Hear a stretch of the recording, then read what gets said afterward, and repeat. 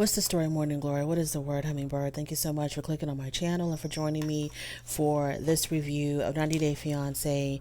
90 Day Fiancé The Other Way, Season 4, Episode 11. The tongue has no bone, but it cuts deep. Let's talk about Danielle and Johan. Let me go ahead and address her first because she pissed me off the most in this episode. So, the day last week when we saw Danielle and Johan arguing about her wanting to go see her ex-boyfriend, I didn't know that this was the day before Johan's birthday. So I'm thinking to myself, not only were you absolutely out of line for telling your husband that you want to go see another man that you used to date, you're telling him the day before his birthday. And then the next day, she's wondering why Johan is in a bad mood. She just continues to show how dumb she is every single week. So the next day, she's like, I don't understand. I don't know why Johan is so angry this morning. Because it's got nothing to do with the fact that the day before his birthday, you told him how desperately you wanted to go see a man that you used to sleep with. Okay. So she decides to perform some type of ritual to bring peace into her home, and Johan tries to make the best of it, and he even helps her perform this ritual, which consists of kicking a coconut around from room to room and then busting the coconut wide open on the balcony. So it's the day of Johan's birthday, correct? And so she has planned a big surprise birthday party for him. She's invited his whole entire family to have a big birthday dinner celebration, but Johan doesn't know. He thinks that they're going to do something just the two of them. So she goes out to go get a cake. So she arrives at the bakery and she wants a cake, and she wants it specialized, with it saying something to the tune of "Happy Birthday, Johan" on it. Well, the employee tells her it's too late. The people that do the cake writing are gone for the day, and he doesn't do cake writing, so it's too late. So she keeps on insisting, and she starts arguing with the employee about their policy. Okay. So they're going back and forth. She's making a complete fool of herself. And finally, he relents and he allows her to put the writing on the cake herself. He's not going to do it. So she tells us in her confessional, well, the only reason why he allowed me to do it was because he was just trying to get rid of me. And that's why he allowed me to write on the cake. But at the end of the day, I always get what I want. But girl, you had to write it yourself. So you still ended up looking stupid because you had to do the work yourself. That right there started to piss me off. The fact that she's arguing with this employee about their own policy, and that she didn't have the wherewithal to think ahead and put in her order at least a day or two before the birthday, so that when she shows up on the day of, the cake is ready for her. Like, how do you show up the day that you need the cake and tell them that you're making a special request? Of course, the cake is already baked. It's not like they have to bake it that day. The cake is already baked. She's going to choose from the plethora of cakes that they have available that are blank, and she just wants something written on it. But at least you could have done that beforehand to make sure that it was ready the day that you came to pick it up. But she's just doesn't have it all together upstairs. And then she says, well, in New York, I could have gotten a cake, in the shape of Johan, like the day. Girl, you left New York for a reason, right? Like the way you ran away from all the dirt and the hustle and bustle of New York. Well, you also ran away from the conveniences and the amenities of New York as well. So stop talking about New York. And you can't compare the DR to New York. So now it's time for the birthday dinner. So her and Johan arrive. He has no idea. He thinks it's just going to be a regular dinner with him and Danielle. So when he arrives at the restaurant, he walks in and he sees his entire family there. He was visibly surprised. He was shocked and he was happy. So he gives a speech and he thanks everybody under the moon. I think he even thanked me. He thanked everybody except his wife, Danielle, who was sitting right there next to him. And you can see her face is starting to change because he's not mentioning her. So at the end of the speech, everybody, starts getting their food. They're sitting down, they're eating, and she's already in a bad mood. She's pissed off now because he didn't mention her in his speech. So someone, I think it was his father, Johan's father, mentions, Johan, when you gave your speech, you never even thanked your wife. And so Johan tells his family, oh, I've already thanked her. Okay. So then she gets upset. She walks out. He follows her outside and she starts talking about how you don't appreciate me. I do so much for you and you're ungrateful and you just completely ignored me when you gave your speech. And he had one better on her. And y'all don't understand how happy I was and how loudly I was clapping when Johan told her, you don't understand how disrespectful you are when you're telling me the day before my birthday that you want to go see your ex-boyfriend and basically making demands that you were going to go see him regardless. And you didn't give any consideration into how I must have felt as your husband to hear you tell me how badly you wanted to go see a man that you used to sleep with.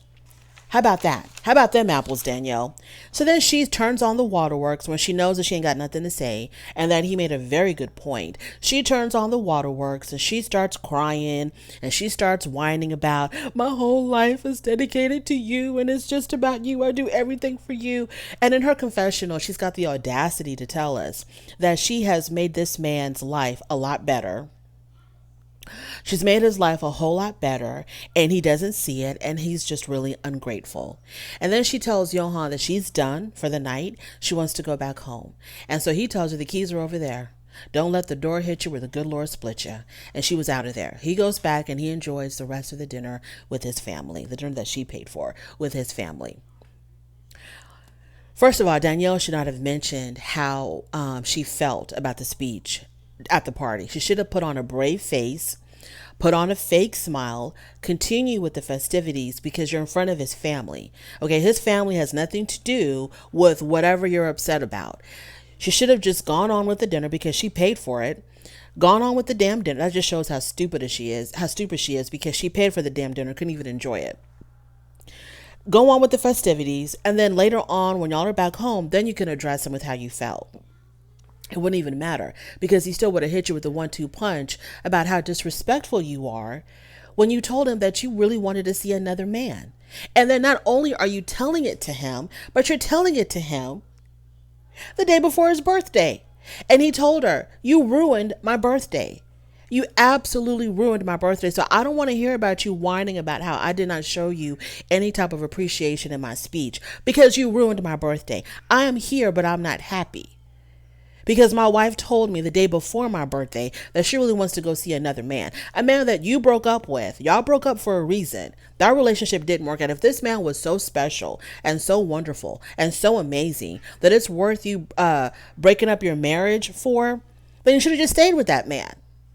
If he means that much to you, that you're willing to risk it all for him, you should have just stayed with that man. Unbelievable. But y'all, it was such vindication. It was sweet, sweet, sweet vindication when Johan told her, well, you ain't got no room to talk because you ruined my whole entire birthday talking about how you needed to go see some ex-boyfriend of yours. I loved it. I loved every minute of it. Let's get into, there's just so much to choose from because this episode was pretty damn good. Let's talk about Rishi and Jen. Okay, so Rishi and Jen. They're still at the spa and she's questioning him again. She's questioning about, the picture that he sent to Randy and what the hell was that all about? He lies to her. He tells her that, it's no big deal. It wasn't like I was trying to entice her or show off my body to her or anything like that because this picture is on my profile. It's on my profile. Everybody has access to it. Anybody can see it. So it wasn't like I was sending her anything with a salacious motivation or salacious intent. And he continues to lie about talking to women online because we know that he does. Rishi says, or when he found out that it was Jen's friend, he thought that they were like playing a joke on him. They were pulling his leg. So then Jen says, well, when you found out that it was my friend, then why were you still making arrangements to meet up with her? And he was like, well, because I was just trying to go along with the joke because, y'all were pulling a prank on me. So I was just trying to go along with the joke. That's what he said. I mean, that's cute, but still, you're lying. So none of this made any sense to Jen because in Jen's mind, she feels like Rishi should have told her because he made it seem like he knew. At some point, he realized that he was actually communicating with Randy and not some random internet chick. And so Janet's like, well, when you realized that you were talking to my friend, you should have told me. You should have said, hey, your friend contacted me and she was pretending to be somebody else. And, what's up with that? Or better yet, you could have just ignored her completely and the conversation never would have gotten as far as it went. Jen said that I should have ignored the messages. Rishi said that when the friend increased the pressure, like was insisting on meeting up with him and wouldn't let it go, that's when he decided to block her. So he thought he was doing a good thing by blocking her, but Jen saw it as a bad thing because it was like he was trying to cover up now. Like now he realized, oh, I got caught. This is really Jen's friend. They caught me trying to make arrangements to meet with some female. So I'm going to go ahead and block her. And he erased all the messages, trying to erase all the evidence. And so it proved that he knew he was up to no good, because why would you block her and then erase all the messages? So none of this is sitting well with Jen at all. So then he says, I'm not hiding anything from you. Here, you can even look at my phone. So she's like, okay, give me your phone. So he goes, he gets the phone, shows it to her. She's scrolling through it, but it's all written in Hindi. So it doesn't mean anything. She might as well not have seen the phone at all. And so he feels like he was vindicated because he was like, yeah, I'll let her see my phone. I let her scroll through everything, and she found absolutely nothing. Well, it was all written in Hindi, so who knows what it could have been. So her friends, then they talk about when is he going to tell his family about their engagement. And he tells her, my astrologer told me I can't say anything to my family until August the 2nd. Of course, she's not upset. She's upset about that. And Jen says, all you do is procrastinate. You keep on giving me excuse after excuse of why you can't tell your family about us. And he was like, no, I don't. And then in true TLC fashion, because they took a couple of notes from Bravo, because Bravo loves doing this, in true TLC fashion, they start showing us a montage of every single time Jen wanted Rishi to tell his family about their engagement. And he kept on pushing it back, pushing it back, pushing it back. It was beautiful to see. So then her two friends arrive, Randy and Myra, and they arrive with a mission, right? They're going to try to convince Jen that Rishi is not good enough for her. He's no good for her, and that she needs to break this off. So the friends show up, and she shows them her apartment, which I thought her apartment was damn nice. It's like, I want to move in with Jen. Her apartment was so spacious. I loved it. So she shows them the apartment, and they have a conversation on the rooftop, and she tells her friends that her and Rishi have not been intimate in 3 years, and that she has no plans on being intimate with him until he tells his family, until they get married. And so the friends are like, well, girl, if he's not getting it from you, he's getting it from somebody else, because, there's just no way that a man is going to go without it for 6 years. For 3 years. So they're convinced that he's definitely cheating on her. So then they talk about what the astrologer said, that he can't tell his family until August. And the friends are like, that's a lot of hogwash. He's still procrastinating. You need to get rid of him. So then it's time for Jen to introduce her friends to Rishi. So it's the next day. They go out to this really nice restaurant. Everybody was dressed very nice except for Rishi. I'm like, why are you dressed like that? He had on a white V-neck undershirt and some jeans in this really nice restaurant. Actually, I didn't understand why he would dress like that, but anyways, whatever. So they start off the conversation. They start talking about how Randy catfished Rishi. So he gives his explanation on, why he did what he did, why he said what he said, and that he knew all along that it was Randy, and that he was just playing along with it. Whatever he said, for whatever reason, it appeased her friends. Her friends were like, okay with his answers. Because he said that because of the fact that he blocked this person that Randy was portraying, and the fact that he showed Jen his phone and all the messages of coming in from other people, because he says that a lot of women contact him, a lot of women DM him, and he puts them on block list. He blocks them. And so he showed his phone right then and there at the dinner table to Jen, and Jen could see that, yes, he has been blocking all these people. I don't know if she can see exactly when he blocked them. Was he blocking them as the messages were coming in, or did he block them all at once, knowing that Jen was going to be looking at his phone? So I have no idea. But because he showed Jen his phone, the friends felt a little bit better about that. So they're like, oh, okay, he's not doing anything bad on the internet. Okay. I don't know why they believed that, but it seemed like that they were going along with his story. But then when it came to the conversation of his family and when his family began looking for a wife for him and how long has he known that his family was looking for a wife for him, that's when everything fell apart. Poor Rishi could not even keep his lies together. Okay, because the family told Jen that they've been looking for a wife for him for 2 years. But then he tells Jen that he just found out that his family was looking for a wife for him. Then he tells them that they have presented to him 3 women, 3 potential wives, and he rejected all of them. So none of it was making any sense. Did you just find out, or have you known for the past 2 years and not told Jen that you knew your family was looking for a wife? And how do you reject 3 wives if you just found out? How do you reject 3 potential wives if you just found out that your family was looking for a wife? So because he was falling apart, he couldn't keep his lies together. He was fumbling horribly, obviously lying. Jen couldn't take it anymore, so she got up and she had to step away from the table because she realized that it was nothing but hogwash from beginning to end. So I think that Jen should just go back home to the United States. She needs to break up with him. To me, Rishi is just a playboy. I don't think he's serious about anything. I think he thinks that he's God's gift to women and that he's not done doing the Lord's work. And by that, I mean, he feels like he's not done, gracing all these women with his presence. There's a lot more women out there that he has to satisfy, and he's nowhere near finished. And I just don't think that he's ever going to marry Jen. I think if he was really serious about Jen, he would have told his family that he was already engaged to her, because you brought her to your house to meet your family. So you weren't trying to keep her that much of a secret. So why not just tell your family the truth?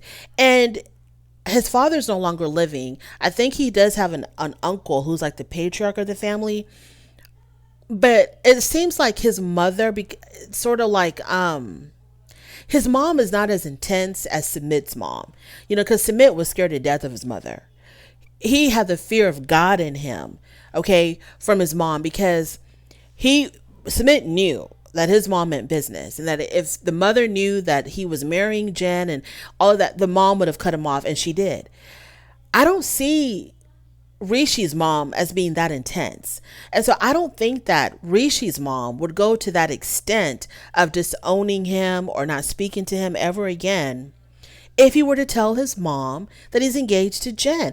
I don't know. Maybe she is. I don't know. But if you can't tell your family the truth, then at least tell Jen, hey, I can never tell my family that I'm engaged to you. It can never happen. If we're going to be together, it's going to have to be in secret. And then give her the option of either going along with that or going back home to America.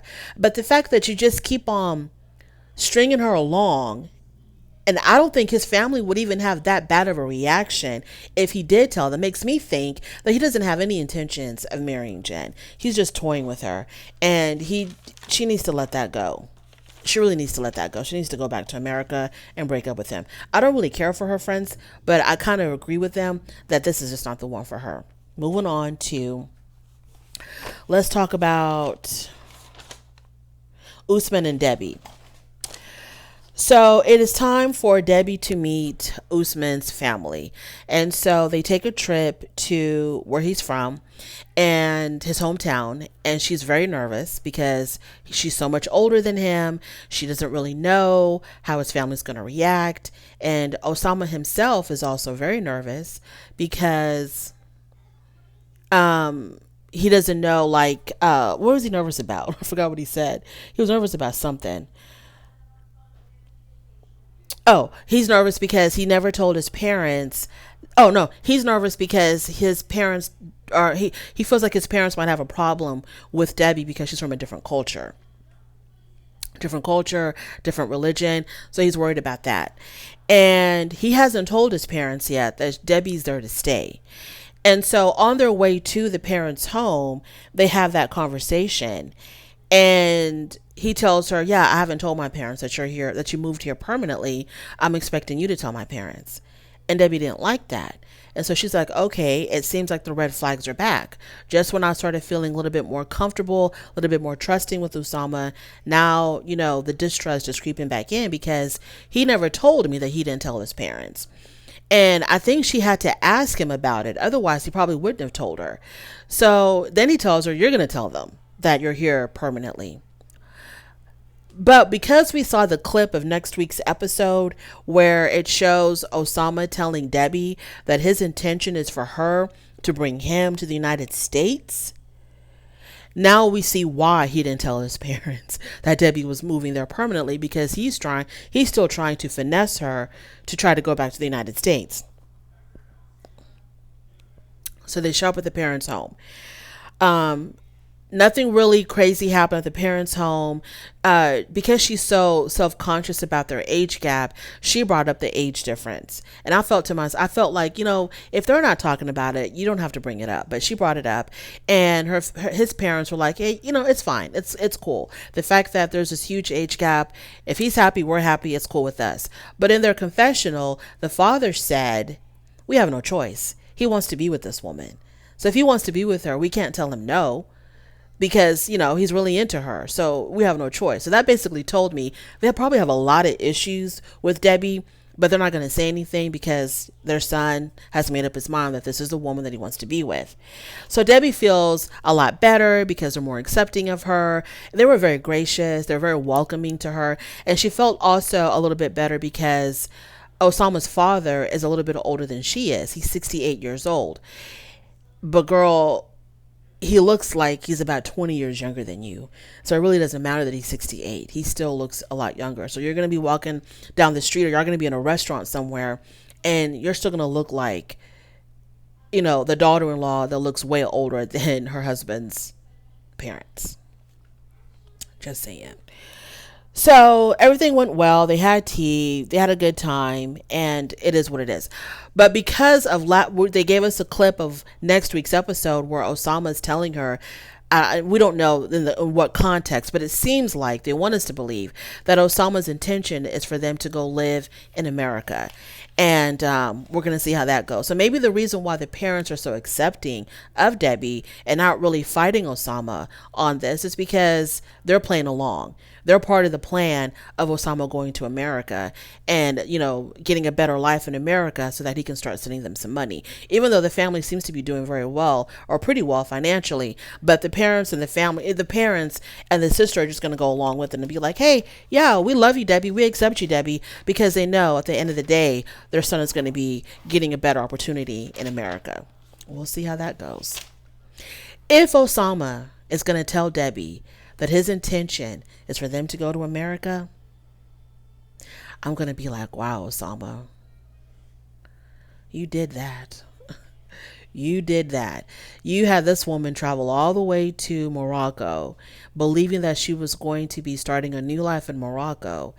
And then you're going to turn around and you're going to have the guts to tell this Southern Alabama woman that, no, the real plan is for you to take me back to America. And that's what we're going to be doing. Man, I cannot wait to see Debbie's response if that's how it's going to go. Moving on to Gabriel and Isabel. Gabriel and Isabel go speak with an attorney about their marriage license. They are planning on getting married, and so they want to apply for a marriage license. The attorney, so they go see the attorney, and Gabe tells the attorney that he's trans. His passport, his ID, I think, his passport, his ID, both have him listed as male, but the birth certificate still has female. And so the attorney tells him, well, we're going to need all of those documents, and we're going to, and all those documents have to match. So your birth certificate cannot have something different from everything else. So everything has to be the same. So he's going to have to go back to the United States to take care of that.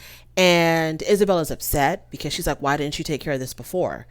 And he says to her, well, 10 years ago when I transitioned and I got my surgeries and everything, I had never thought in a million years that I would find someone from Colombia, fall in love with her, start a new life in Colombia. I never thought that would happen. I never knew that was in my future. This was 10 years ago. So he felt no need and no rush to get the birth certificate changed. So he's going to have to go back. So he's going to have to get stuff from the doctor that did his surgery, get documents from them so that they can go ahead and change the birth certificate. So fine, we have to accept that. We can't change it. Then then they talk about the fact that his mother and his sister don't even know that he's engaged to Isabel. I don't even know why this is a big deal. If your mom and your sister accept you being trans, I don't think they're going to have an issue with you getting married to Isabel, because the mom and sister already know that Gabriel has moved to Colombia. I mean, the sister drove him to the damn airport. So they know that he started a new life in Colombia. So the fact that he's going to get married, I don't think it's going to be a big deal to them. Like, if y'all accepted everything else, why would it be a big deal that he's getting married to Isabel? But of course, for the sake of drama, Gabriel and Isabel are going to act like, oh, you haven't told your mom yet. His mom will be fine. The sister is really going to be fine. So no big deal. Moving on to Chris and Jamie. So Chris has gone back to the United States, and what was supposed to be a 2-week trip has now turned into 3 months. And so Chris tells us that because there's been some medical issues, and also because she had to get a job. So she had to start working, start making money, because her savings were being depleted and they need money to survive in Colombia. And so she's FaceTiming. And the reason why I keep smiling is because I feel like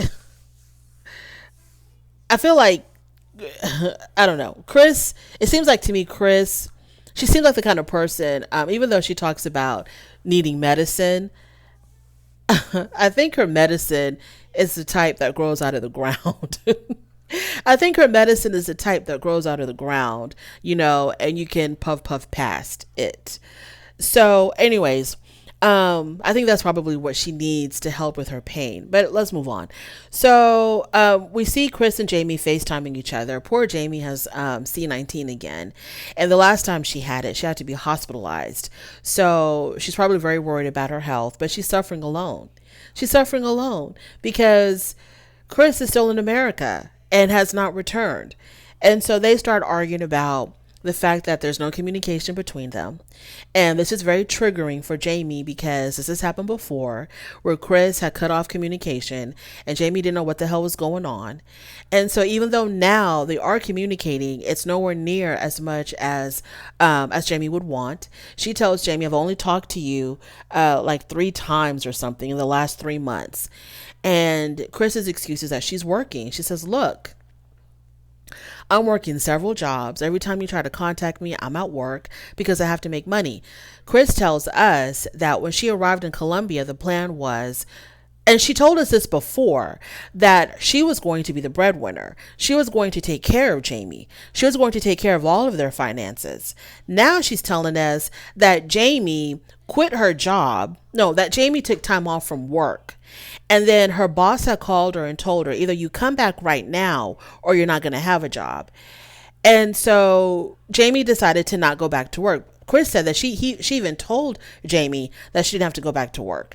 But Chris wanted her to get another job.